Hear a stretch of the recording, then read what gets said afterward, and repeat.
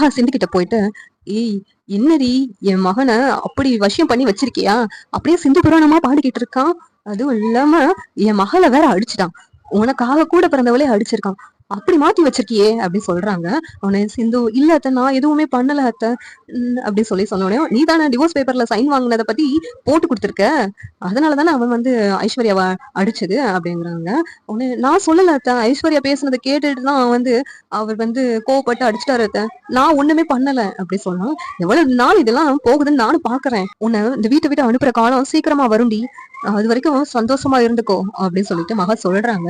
இதெல்லாம் அன்னபூர்ணியும் சிவாவும் பாத்துக்கிட்டு இருக்காங்க. என்ன மகா, நீ தான் சிந்து கிட்ட இருந்து டிவோர்ஸ் பேப்பர்ல சைன் வாங்கி கோர்ட்டுக்கு அனுப்புனதா? கோர்ட்ல சிந்துவை அவமானப்படுத்துறதுக்கு காரணம் எல்லாம் நீ தானா மகா? இவ்வளவு தூரம் மோசமா நீ இப்படி இருப்பேன்னு சொல்லிட்டு நான் கொஞ்சம் கூட நினைக்கல அப்படின்னு சொல்லிட்டு அன்னபூர்ணி சொல்றாங்க. இதுவே உனக்கு கடைசி தடவை மகா, இனிமேலும் நீ சிந்துவை அசிங்கப்படுத்துற மாதிரி ஏதாவது பண்ணன்னு எனக்கு தெரிஞ்சிச்சுன்னு நினைச்சுக்கோ, உன்னை இந்த வீட்டை விட்டு அனுப்பிடுறேன். ஆனா இந்த தடவை உன்னை விடுறேன். ஏன்னா சிவாவே கோர்ட்டுக்கு வந்துட்டு சிந்துவை விட்டு கொடுக்காம பேசினா பாத்தியா, அதுக்கு காரணம் நீதான். அதனால உன்னை நான் மன்னிச்சு விடுறேன். இல்லனா சிந்துவும் சிவாவும் எவ்வளவு புரிஞ்சு வச்சிருக்காங்கன்னு எனக்கு தெரிஞ்சிருக்காது. சிவாவும் சிந்துவை விட்டு கொடுக்காம பேசினா, அதனாலதான் நீ தப்பிச்சுக்கிட்ட. இல்லனா உன்னை வீட்டை விட்டு இப்பவே அனுப்பிடுவேன் அப்படின்னு சொல்லிட்டு அன்னபூர்ணி சொல்றாங்க. அந்த இடத்த விட்டு கோவமா கிளம்பி போறாங்க. இந்த சீரியல் எப்படி இருந்தா நல்லா இருக்கும் நீங்க நினைக்கிறீங்கன்னு கமெண்ட் பண்ணுங்க. இந்த வீடியோ பிடிச்சிருந்தா லைக் பண்ணுங்க, ஷேர் பண்ணுங்க, சப்ஸ்கிரைப் பண்ணுங்க. தேங்க்யூ.